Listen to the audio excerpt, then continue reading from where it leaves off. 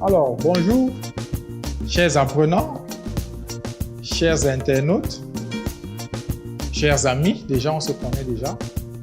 Me voici de retour pour qu'on discute aujourd'hui de l'indice d'octane et de cétane. Alors, qu'est-ce que c'est octane et cétane et en plus l'indice d'octane et l'indice cétane? Déjà, on va dire que l'indice d'octane caractérise la résistance à l'auto-allumage. Qu'est-ce que ça veut dire, l'auto-allumage? Nous avons déjà vu dans les cours précédents que dans le moteur, voilà, on a notre joint de culasse, comme ça, voilà notre moteur.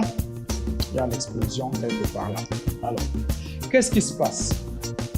Dans notre moteur, rien que les frottements, vous s'imaginer entre le piston et le cylindre. Dites-vous qu'un piston fait peut-être 2000 allers et retours par minute. Il est en métal, on peut passer en aluminium plus précisément, mais là, c'est en acier. Donc, ce frottement-là fait qu'il y a augmentation de la température à l'intérieur. Et deuxièmement, on a la compression qui vient, comme dans la cocotte minute, une fois de plus, augmenter la température dans cette chambre. Alors, qu'est-ce qui pourrait donc se passer? Si ça chauffe encore trop, on risque d'avoir ce qu'on appelle l'auto-allumage. On risque d'avoir un point quelque part où l'explosion va commencer et non là où on attendait. Donc, on pourrait avoir deux explosions en même temps dans cette petite chambre, ce qui va donc occasionner des dégâts énormes sur notre moteur. L'un des dégâts peut être évidemment que soit le piston il se tord, il se casse, ou alors que la bielle prenne un coup, qu'elle se casse aussi, le vilebrequin, ainsi de suite. Donc voilà pourquoi c'est important qu'on comprenne déjà que nous devons éviter l'auto-allumage ou encore ce qu'on appelle les cliquetis. Donc, je reviens dans ma définition. L'indice d'octane définit donc les propriétés des carburants, vous l'avez dit tout à l'heure, la propriété des carburants à résister à l'auto-allumage. Si on regarde dans les stations en Europe ou en Allemagne, comme c'est le cas, il faut dire que vous voyez la station d'essence, on vous met plusieurs sortes de carburants à prendre.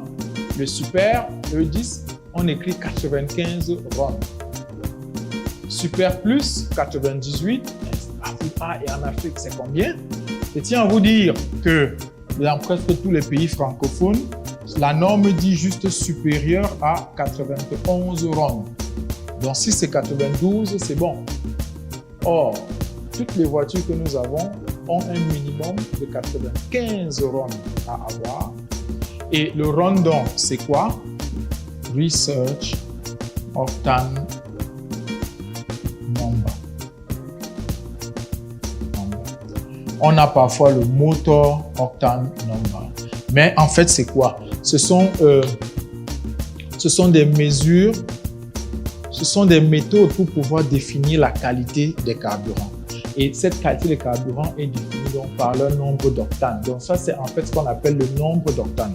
Donc si vous voulez, dans les pays d'Afrique francophone, le carburant essence qu'on donne est peut-être de 91 RON ou peut-être de 92.